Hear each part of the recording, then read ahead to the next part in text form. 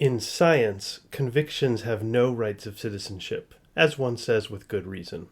Only when they decide to descend to the modesty of hypothesis, of a provisional experimental point of view, of a regulative fiction, they may be granted admission and even a certain value in the realm of knowledge, though always with the restriction that they remain under police supervision, under the police of mistrust. But does this not mean, if you consider it more precisely, that a conviction may obtain admission to science only when it ceases to be a conviction?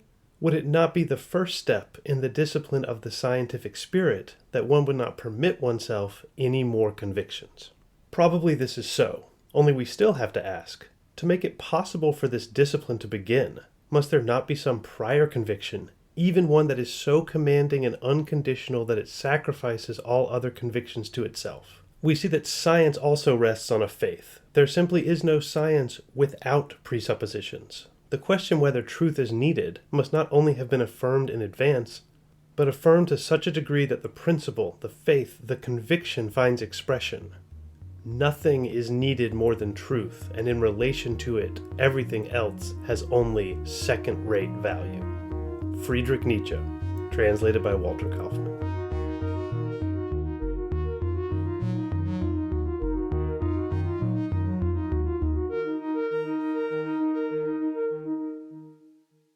Welcome back to Everyday Anarchism, the show that finds anarchism, mutual aid, collaboration, and non-domination in your everyday life. I'm your host, Graham Culbertson. Before I get to this week's episode, a couple of notes. First, about the recording. I have a cold. Pretty sure it's not COVID, but it is affecting my voice. And I'm recording in a different location where I am hoping we won't have any leaf blowers or trucks, but there is definitely birdsong. I'm going to leave the birdsong in, even if I can take it out, because birdsong is just nice. The other thing is I wanted to give you a couple of announcements about the show. First of all, as I believe I mentioned in last week's episode, I'm going to change up the format a bit in the new year, and I'm going to start having some anarchist texts that I post on the website. I hope to also give you recordings of those texts in the feed so you can listen to them instead of reading them. And then I'm going to discuss those texts and their writers as I would have in one of my classes. It'll be like a little seminar on anarchism, except you can just listen to it, and it'll be one reading and one analysis a month. The other thing is I have got the interview train rolling now. And next week's episode, I'm so excited about this, is an interview with Leonard Williams, a political scientist and also crossword puzzle maker who has a new book out this holiday season, Black Blocks, White Squares. There, it's a little pun for you. It's a crossword book with an anarchist theme. My wife and I are doing it together. It's very collaborative. We love it. And I'm also learning lots about the history of the anarchist movement. Highly recommend, and we'll talk way more about it next week with Professor Williams on the show. This week's episode, though, as you may have noticed from the opening Nietzsche quote, is about science.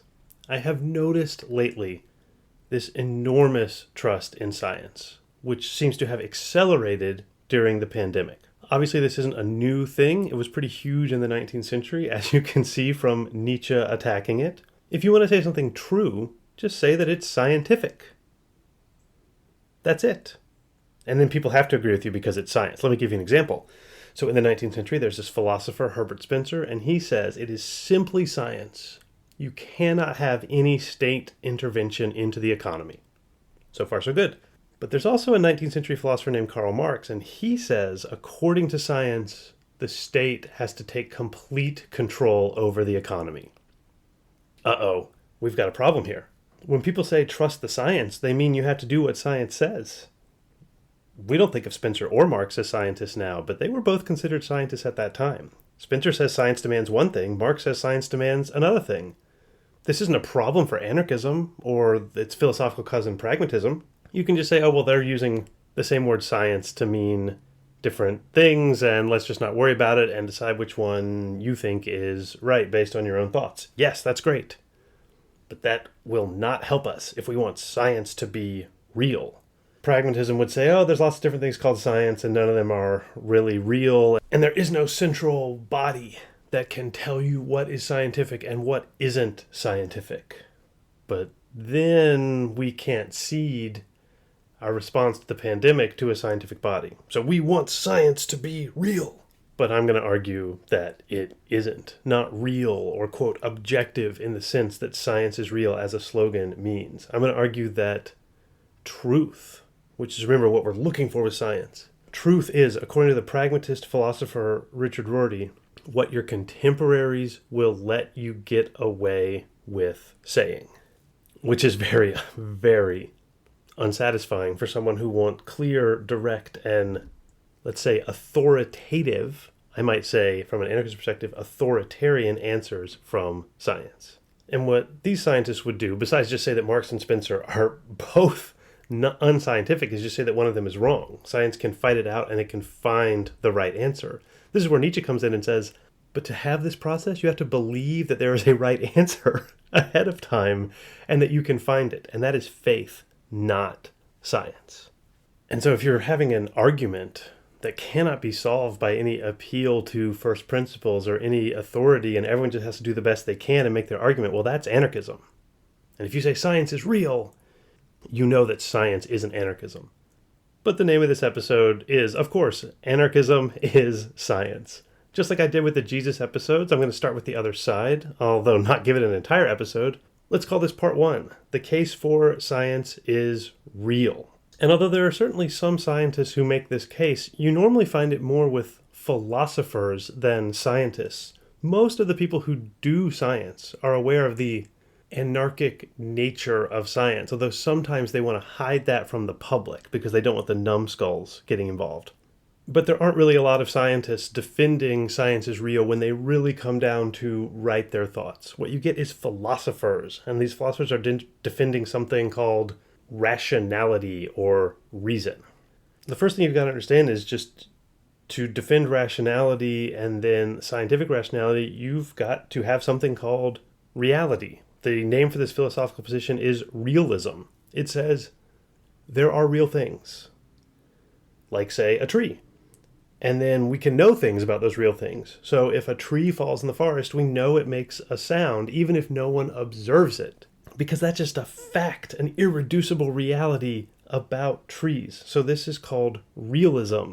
That's science. It's a real truth about real things. And actually, this fact about trees is, I think, impossible to prove scientifically because science proceeds from observations. So how can you prove that when the tree falls in the forest it makes a sound scientifically? How are you going to prove it? You need to set up an experiment. Well, if there's no one around to hear it and there's no recording equipment, then you can't test this hypothesis, can you?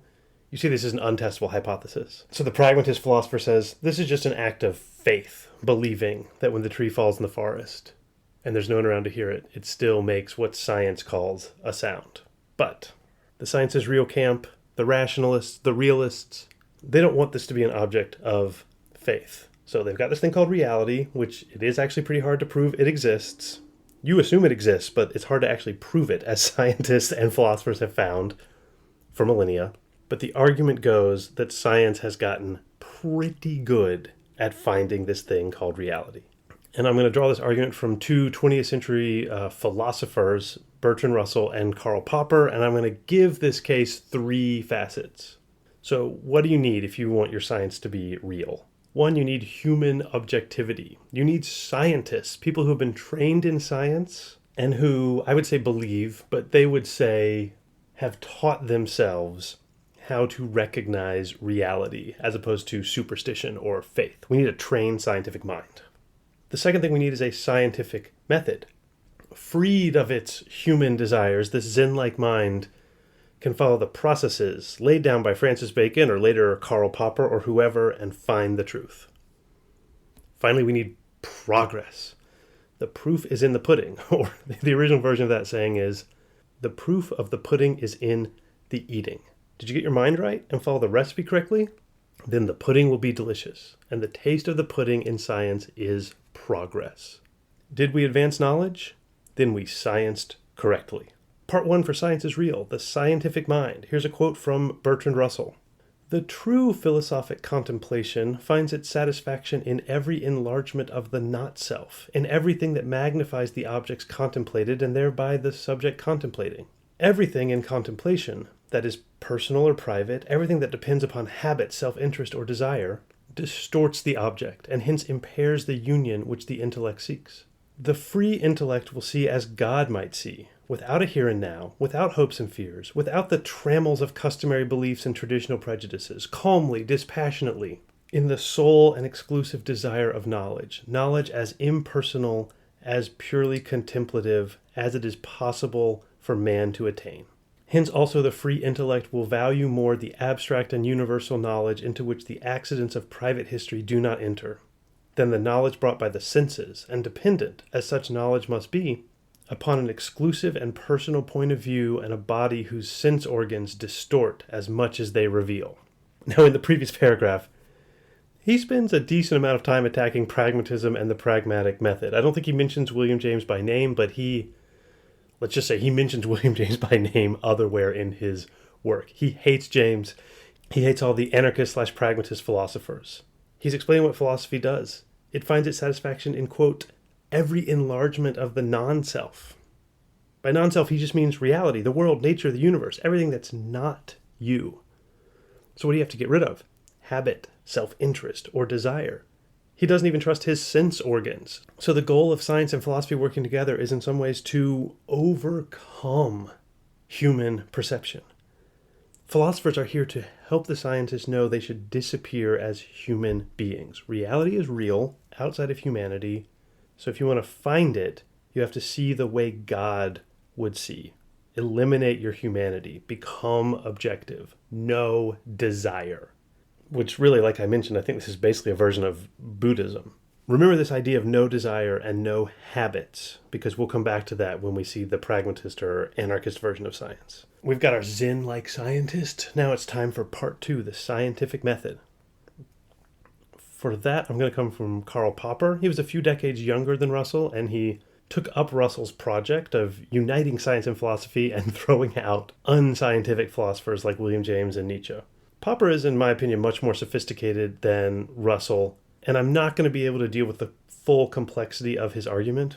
Maybe I can find a Popperian philosopher to come on the show in future months to discuss this. I feel good about my ultimate reading of him as science is real and it's on top of the hierarchy, and he agrees with Russell more or less. What we want to take away is the fundamental, the main idea of Popper, and his most important contribution is the scientific method. If you were taught the scientific method or scientific process in school, you probably weren't taught the original version, the Francis Bacon version from the 17th century, but a modified version of that came from Popper, and Popper emphasized falsification. So when we talk about the theory of gravity rather than the law of gravity, even though gravity seems pretty obviously true, well, we can't prove that gravity is true. We can just keep testing to see if it works, and it always does. So gravity is real, not because we can prove it is real, but because we cannot prove that it is not real. It is not true. And Popper says that's how you find out truth, or at least as close as you can. You make a prediction, and then you try and disprove it. You try and falsify it. And if it survives, it stays alive. Popper actually says Karl Marx was very scientific. He says that Marx came up with a theory, a law of history, or a theory of history, which said capitalism would be destroyed, and it would be destroyed pretty soon. It's 2021. We still have capitalism. Marx was wrong. But he wasn't unscientific. He proposed a theory.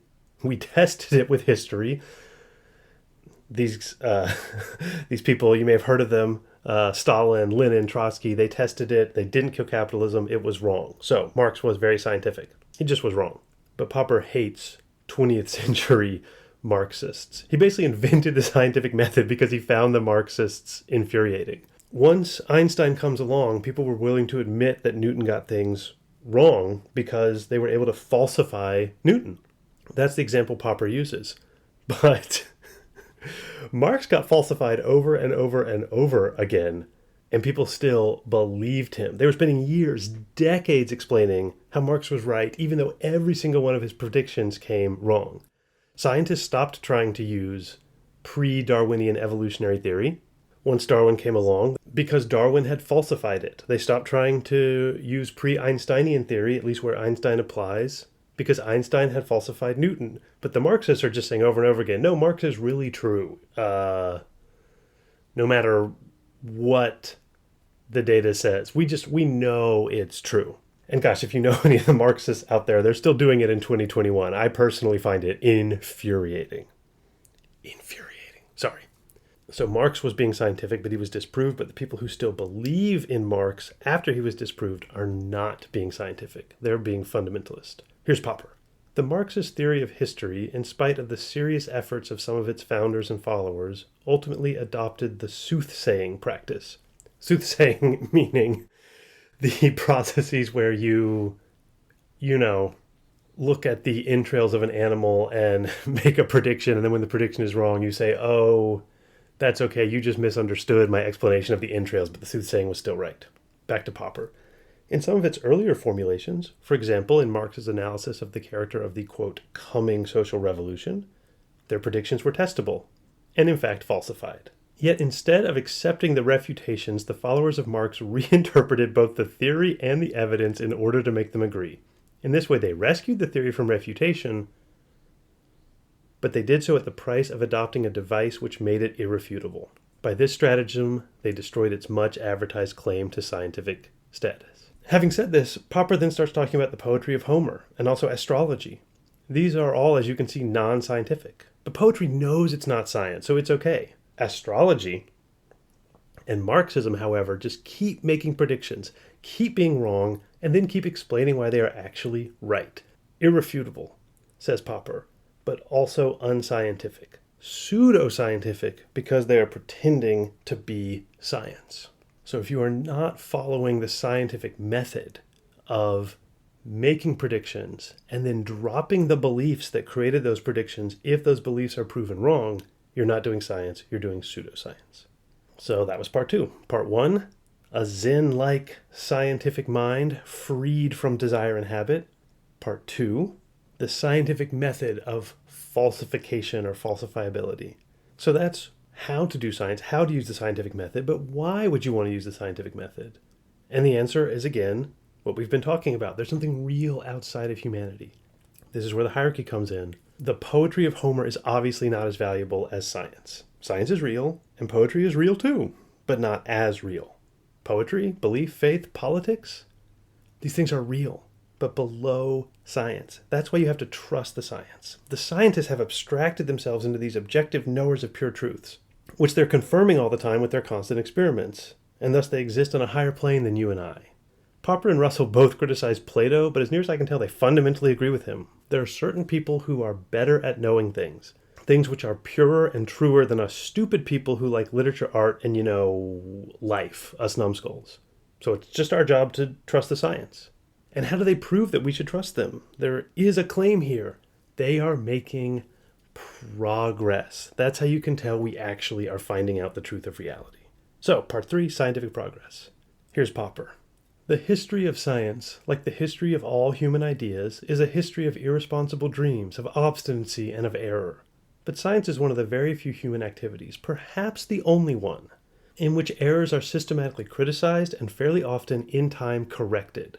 This is why we can say that, in science, we often learn from our mistakes, and why we can speak clearly and sensibly about making progress there. Okay, this is what I meant when I said that Popper was unusually sophisticated. More than certain other philosophers of science, he doesn't seem to believe in an inhuman, godlike scientist. In that sense, I think he understands humanity and science a lot better than Russell. He says that irresponsible dreams and obstinacy are part of the scientific process. But he also says that we've got to eliminate them. We are making progress. We are getting closer to that thing which is outside of humanity. As the product of humanity, science is tainted by humanity. But if we work really hard and get really objective and do falsification, we can strip human error out of science and find the truth. If you want to, you can use the metaphor of refining. You're never going to have something that's 100% reality, but science lets you move from 98% reality to 99% reality.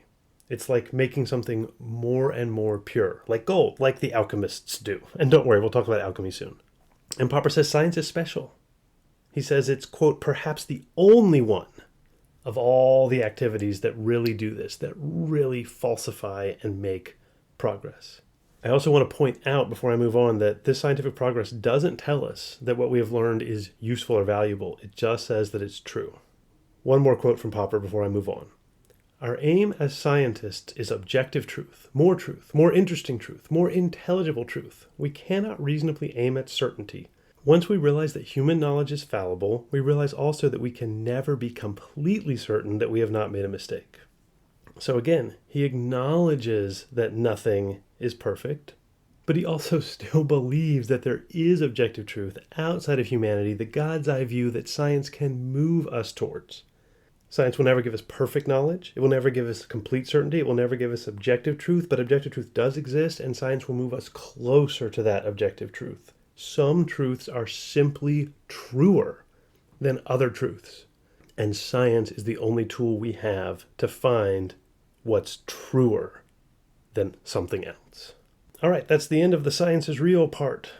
Science is real if we remove as much as the humanity from the individual practitioners of science as possible. Then we come together to practice falsification and eliminate the ideas that are tainted by human experience or more tainted by human experience. Eventually, we will remove so much error and make enough progress that we've got something that is more real than what we had before. We will know the truth. Never all the truth, never 100% truth, but definitely more truth, truer truth, objective truth, reality. Science is real. 3 cheers for science. Now let's all take a deep breath and run the roller coaster of science as anarchism. There's actually a philosopher of science who uses the word anarchism and quotes Kropotkin. His name is Paul Feyerabend. I'm not even sure how to pronounce his name. I find this guy infuriating. He later claimed in his career that anarchism was a joke and it wasn't a good way to talk about science, and he just is annoying. But he's very important in this topic, so I'm going to give you one quote from him.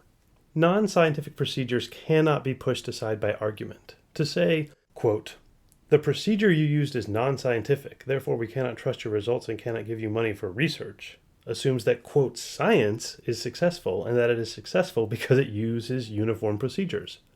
The first part of the assertion, science is always successful, is not true. If by science we mean things done by scientists, there are lots of failures also. Scientists are like architects who build buildings of different sizes and different shapes and who can be judged only after the event, i.e. only after they have finished their structure. It may stand up, it may fall down. Nobody knows. But if scientific achievements can be judged only after the event, and there is no abstract way of ensuring success beforehand, then there exists no special way of weighing scientific promises either. Scientists are no better off than anybody else in these matters. They only know more details. This means that the public can participate in the discussion without disturbing existing roads to success. There are no such roads. In cases where the scientist's work affects the public, it should even participate. First, because it is a concerned party. Many scientific decisions affect public life. Secondly, because such participation is the best scientific education the public can get. A full democratization of science, which includes the protection of minorities, such as scientists, is not in conflict with science. It is in conflict with a philosophy, often called, quote, rationalism, that uses a frozen image of science to terrorize people unfamiliar with its practice. So you can see in this quote that science is real isn't a claim about knowledge. It's a claim about politics. Scientists know better, so you have to be quiet. Science is real is about hierarchy. But the science is real scientists, just like the Jesus authorizes hierarchy priests, aren't really making a claim about science. They just want the numbskulls to back out of the whole debate and leave science to the professionals. And leaving anything to the professionals is not just un-anarchist, it is undemocratic. And now I am going to do a takedown of the 3 ideas that I drew from Russell and Popper and show that they are ultimately a fundamentalist dogmatism, not a belief in this living, human, beautiful process called scientist. Remember, those 3 ideas are: first, scientists should clear their mind of their interests and desires. Second, that falsifiability can separate out science from pseudoscience. And finally, that science makes progress towards objective or God's eye truth. And I'm going to quote 3 main people to attack each of these arguments, and all of them are scientists, not philosophers. Well, all of them I would say are also philosophers, but they all are scientists first. Because I think Feyerabend is right. Science is real is a philosophical and political claim and is rarely made by scientists themselves. So, of course, to take on Russell, I have to bring on his arch-enemy, William James, the pragmatist extraordinaire, who more or less invented the field of psychology as a science. Here's James from his essay, The Will to Believe.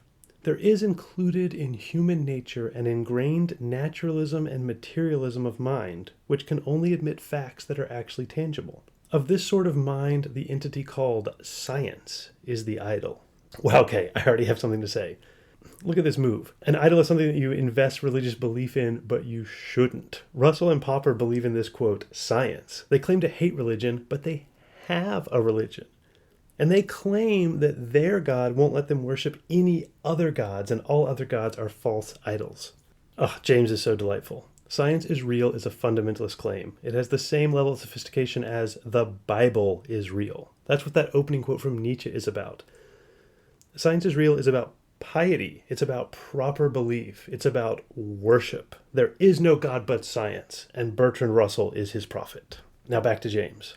Fondness for the word scientist is one of the notes by which you may know its votaries, and its short way of killing any opinion that it disbelieves in is to call it unscientific. But the slightest reflection on the real conditions will suffice to show how barbaric such notions are. They show such a lack of scientific imagination that it is hard to see how one who is actively advancing any part of science can make a mistake so crude.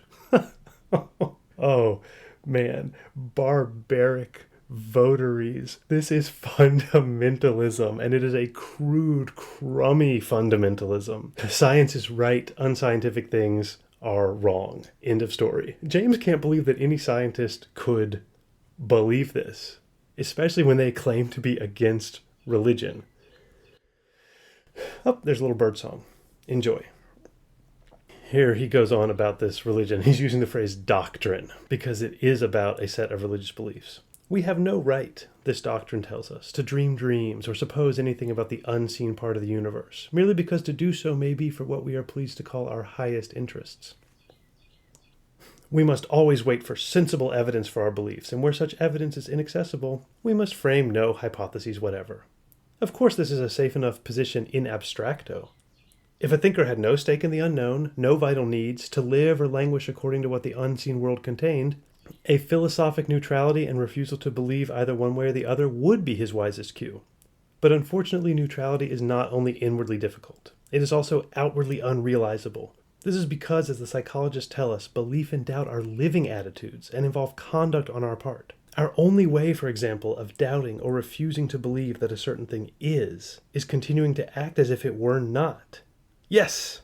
Yes! Thank you, James. This is the thing that Russell hates so much. To do science, you're supposed to clear your mind of belief. You're supposed to say, I am a science robot, beep beep, looking for truth. I see the world as God does. But James pointed out that humans become scientists. Why? Because they want to. Because they fall in love with it. Because they believe in it. Their habits are formed by it. Their desire is for truth and knowledge. The way you do science isn't to pretend that you don't have beliefs. It's to follow your beliefs. If you believe in poetry, you will write poetry. If you believe in science, you will do science. And here's James. Take science itself. Without an imperious inner demand on our part for ideological and mathematical harmonies, we should never have attained to proving that such harmonies be hidden between all the chinks and interstices of the crude natural world.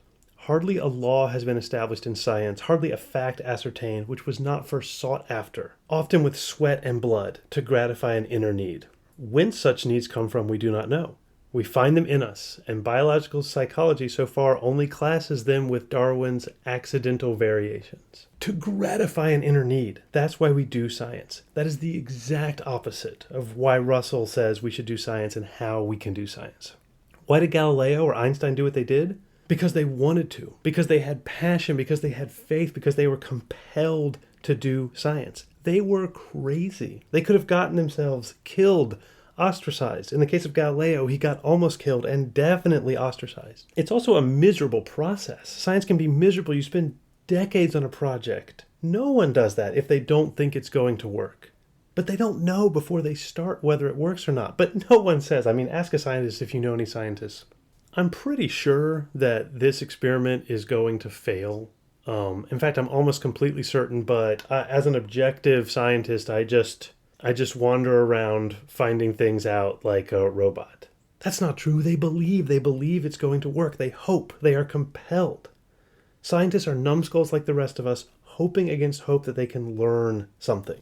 A truly objective being that sees the world as God would wouldn't even bother with science. It takes a crazy person, but a non-fundamentalist person, a believer, to do science.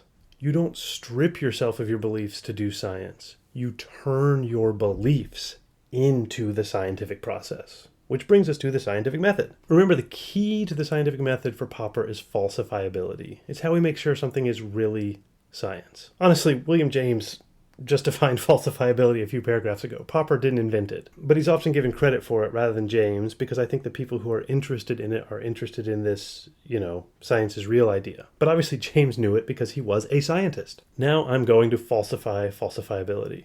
Sure, it sounds good, it works, but can it really eliminate pseudoscience? Popper talks about eliminating certain left-wing theories like Marxism, but the traditional thing that the scientific method is supposed to eliminate are folk beliefs like astrology or alchemy. Alchemy is chemistry mixed with magic, and then it claims really dumb stuff like elements can be turned into other elements.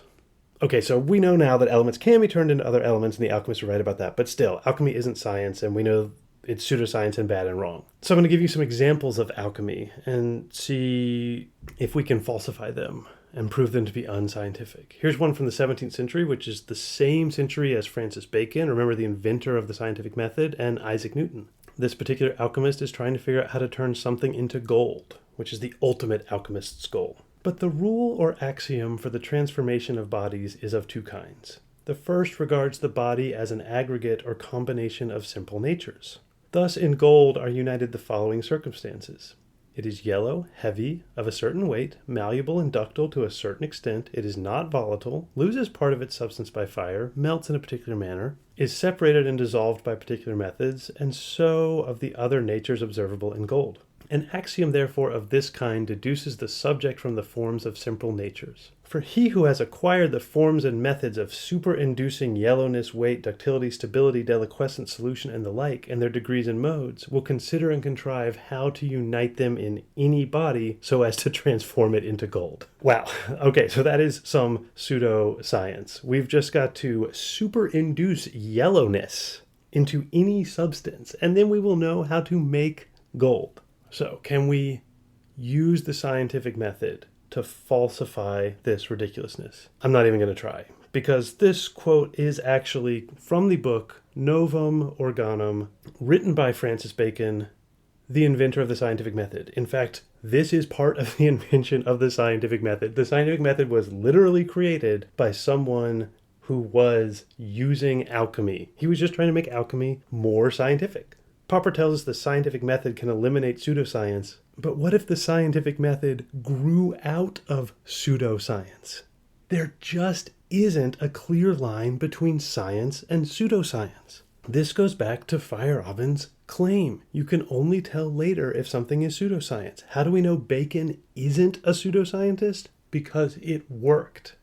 But that's anarchism. Try it out, see what happens. You can't tell anyone they're doing it wrong from some objective point of view. Okay, so maybe I cheated a bit with Bacon. Let's use a much sillier and more ridiculous version of pseudoscience from the 17th century. Ready? Dissolve volatile green lion. I'm sorry, I can't read this. It's so dumb. Dissolve volatile green lion in the central salt of Venus and distill. This spirit is the green lion, the blood of the green lion. Venus, the Babylonian dragon. The Babylonian dragon killing all things with its venom, but conquered by the soothing of Diana's doves. The bond of Mercury. Neptune with his trident leads the philosophers into the garden of the wise. Neptune, therefore, is the watery mineral menstruum, and the trident the ferment of water, similar to the caduceus of Mercury, with which Mercury is fermented, namely the two dry doves with dry martial Venus. I'm sorry. It's just so embarrassing that this writer thought that he was doing science. The Babylonian dragon, the blood of the green lion, two dry doves with dry martial Venus. At least Bacon was using these quasi-scientific terms. This guy is talking about Roman gods. He is talking about Neptune's trident. Except this is Isaac Newton, inventor of calculus, and the dominant force in physics for more than 200 years. I got this quote from an amazing website called The Chemistry of Isaac Newton, and they've spelled chemistry in an old-fashioned alchemist way. I'll link to it in the show notes. Newton left boxes and boxes of this stuff, but it's traditionally been ignored because, it wasn't science. But if you actually study Newton, you see that it's this stuff that led him to his big discoveries. Was he an objective scientist? No! He was a religious believer who wrote more about angels and God and the Old Testament and alchemy, way more than he did about gravity and calculus. Did he practice science and eliminate pseudoscience? Absolutely not. He didn't distinguish between science and pseudoscience. Newton was a pseudoscientist. He was an alchemist. He's talking about the Green Lion and Venus and Neptune. But if you want to send a ship into space, it works. Popper doesn't get to tell Newton that Newton didn't know how to do science. There is no method that would falsify Newton for being pseudoscience. Whatever works, works. But Popper might say, but Newton works because he works. So there is still progress. We can still eat this delicious pudding that is science, and we can eliminate anything that doesn't give us progress. Now, one more scientist. We had William James, Francis Bacon, and Isaac Newton. This one is going to be Oliver Sacks, who was a neurologist. If you haven't seen the movie Awakenings with Robin Williams playing Oliver Sacks, I recommend it. It's kind of cheesy and Hollywoodized, but Robin Williams is wonderful in it, and it gives you I think it gives you a good sense of Oliver Sacks, his combination of insight and compassion. All right, now tell us about progress in the sciences, Dr. Sacks. This is from his essay Scotoma, Forgetting and Neglect in Science. Gunther Stent, considering prematurity in scientific discovery in 1972, wrote, "A discovery is premature if its implications cannot be connected by a series of simple logical steps to canonical or generally accepted knowledge." He discussed this in relation to the classic case of Gregor Mendel, whose work on plant genetics was so far ahead of its time, as well as the lesser-known but fascinating case of Oswald Avery, who discovered DNA in 1944. A discovery totally overlooked because no one could yet appreciate its importance.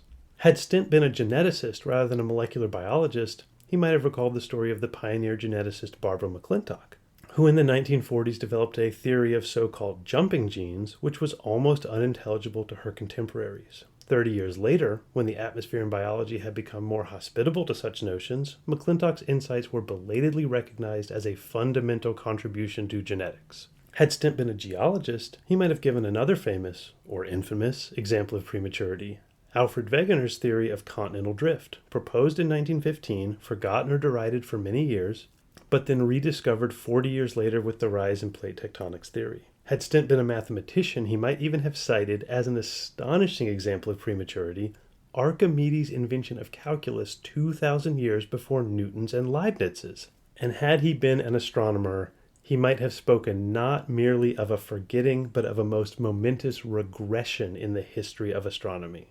Aristarchus, in the 3rd century BC, clearly established a heliocentric picture of the solar system that was well understood and accepted by the Greeks. It was further amplified by Archimedes, Hipparchus, and Eratosthenes. Yet Ptolemy, 500 centuries later, turned this on its head and proposed a geocentric theory of almost Babylonian complexity. The Ptolemaic darkness, the scotoma, lasted 1,400 years until a heliocentric theory was reestablished by Copernicus. Oh wow. Sacks concludes by saying this happens over and over again, quote, "a forgetting of insights that seem clearly established." That's not progress. It's not even stasis. It's moving backwards. Not only does science not move forward, it moves backwards all the time. I think that does it. I'm ready to rest my case. Sorry, science is real, folks. That makes sense retroactively only. You can look back and see that Newton is a scientist, but only because Newtonian mechanics worked. Otherwise, we'd call him a pseudoscientist. Scientists can't be objective, otherwise they wouldn't bother to believe in hypotheses enough to test them. It's lack of objectivity that creates experiments. And no one agrees on what the scientific method actually is. Science is real, sure, but it's real just like poetry or politics, and can often be inspired by poetry and driven by politics. It's a really amazing way that people explain and transform the world around them. It's also mostly bullshit. The only difference is that poets and politicians know that poetry and politics are mostly bullshit, But the scientists, or at least their philosophical PR guys, do not know that about science. I'm going to close this out with Richard Rorty, a late 20th century philosopher. I mentioned him in the intro. He was a great admirer of William James. Rorty attributes these ideas to the physicist and philosopher Thomas Kuhn. Kuhn, however, says that Rorty misunderstood him, so I'm leaving Kuhn out of this episode. He's too complicated. We'll let Rorty give his version of Kuhn. I hope it is clear that I do not want to assign science a lower position on this pecking order. What I do want to urge is that we stop using terms like real and objective to construct such an order. I want to substitute questions about the utility of disciplines for questions about their status. It seems to me as silly to try to establish a hierarchy among disciplines or cultural activities as to establish one among the tools in a toolbox or among the flowers in a garden. For my anti-hierarchical purposes, I find it helpful to say with Kuhn that, quote, whether or not individual practitioners are aware of it, they are trained to and rewarded for solving intricate puzzles, be they instrumental, theoretical, logical, or mathematical, at the interface between their phenomenal world and their community's beliefs about it, close quote. I would interpret this remark of Kuhn's as applying to all practitioners of all disciplines, physics as much as jurisprudence, philosophy as much as medicine, psychology as much as architecture.